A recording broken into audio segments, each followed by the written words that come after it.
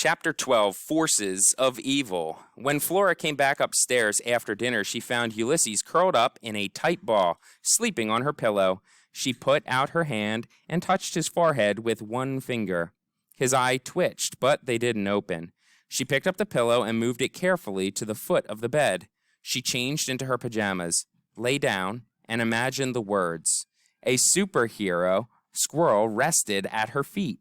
And so she was not lonely at all. Embolized on the ceiling above her. That's exactly right, she said. Before the divorce, before her father had moved out of the house and into an apartment, he had often sat beside her at the night and read aloud to her from the Illuminated Adventures of Incandesto. It was her favorite comic. It always cheered him up to read about Alfred T. Slipper and Dolores. Her father did an excellent parakeet impersonation. Holy bagumba, he would say, in the voice of Dolores. Wholly unanticipated occurrences. Wholly and unanticipated occurrences was what Dolores would say when something truly unexpected and unbelievable was happening. Which was basically all of the time. Life was pretty exciting when you were Incandesto's parakeet. Flora sat up and looked down at the sleeping squirrel. Wholly unanticipated occurrences, she said. It sounded better when her father said it. Not that he said it these days. He didn't say much of anything anymore. Her father had always been a sad, quiet man, but since the divorce, he had become even sadder and quieter, which was fine with Flora. Really, cynics don't like a lot of chatter. Besides, Alfred T. Slipper was a quiet man, too. For instance, when he was on his tour of the Incandesto manufacturing facility and had fallen into the vat of Incandesto, he hadn't said a single word. Not even, oops. Words had appeared above his head, however, and Flora's father had read those words to her so many times that she could recite them by heart. He is an unassuming janitor, but he will dare to battle the darkness of the universe. Do you doubt him? Do not. Alfred T. Slipper will live to fight the forces of evil. He will become known to the world as Incandesto. Flora lay back down. If the squirrel were in a comic, she thought, what words would have appeared in the space over his head when he was sucked into the vacuum cleaner? He is an unassuming squirrel. Yep.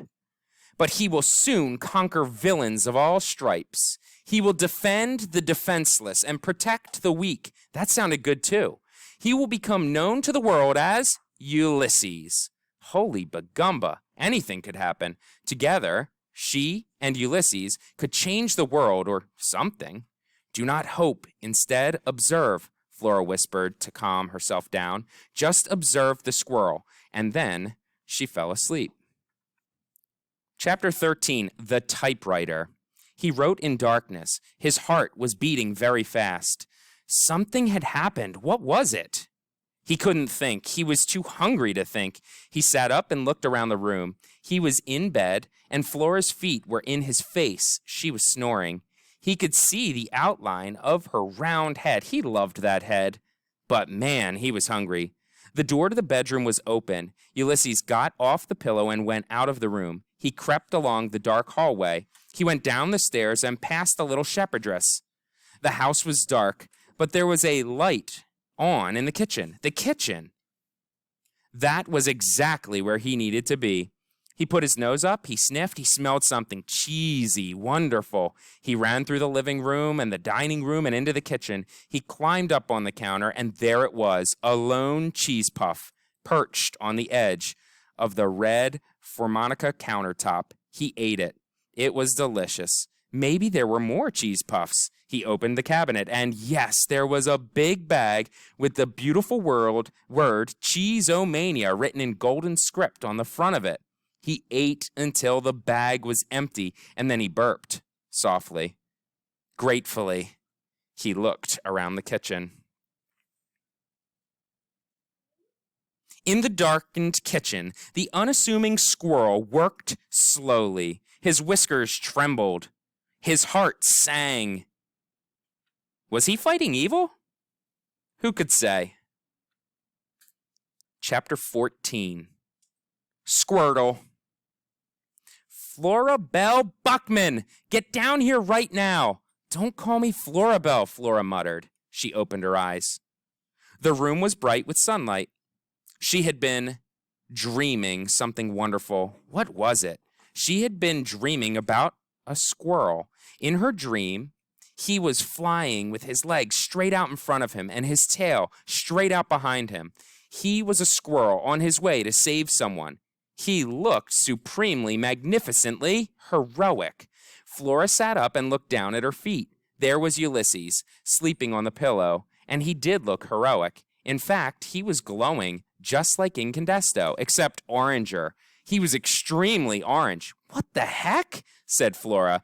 She leaned over Ulysses and reached out a finger to touch his ear. She held the finger up to the light. Cheese. He was covered in cheese dust. Uh-oh, said Flora. Flora, her mother shouted. I'm not kidding. Get down here right now. Flora went down the stairs and past Mary Ann, whose cheeks were glowing and healthy and a disgusting shade of pink. You stupid lamp, said Flora. Now, shouted Flora's mother. Flora broke into a trot. She found her mother standing in the kitchen in her bathrobe, staring at the typewriter. What's this? Her mother said. She pointed at the typewriter. That's your typewriter, said Flora. She knew that her mother was absent-minded and preoccupied, but this was ridiculous. How could she not recognize her own typewriter? I know it's my typewriter, she said. I'm talking about the piece of paper in it. I'm talking about the words on the paper. Flora leaned forward. She squinted. She tried to make sense of a word typed at the top of the page. Squirtle. Squirtle? Said Flora out loud. She felt a surge of delight at the zippy idiocy of the word. It was almost as good as a word as tootie. Keep reading, said her mother. Squirtle, said Flora again. I am Ulysses, born anew. Do you think that's funny? Said her mother. Not really, said Flora. Her heart was beating very fast in her chest. She felt dizzy. I have told you and told you to leave the typewriter alone, said her mother. I didn't, said Flora. What goes on here is serious business, said her mother. I'm a professional writer. I'm under deadline for this novel. This is no time for hijinks. Plus, you ate a whole bag of cheese puffs. I did not, said Flora. Her mother pointed at the empty Cheezomania bag on the counter, and then she pointed at the typewriter. Flora's mother liked to point at things. You left cheese dust all over the typewriter. That's disrespectful, and you simply cannot eat a whole bag of cheese puffs. It's not healthy. You'll become stout. I didn't, said Flora, but then another wave of dizziness came over her. The squirrel could type. Wholly unanticipated occurrences. I'm sorry, said Flora in a small voice. Well, said her mother. She raised her finger. She was obviously getting ready to point at something again. Fortunately, the doorbell rang.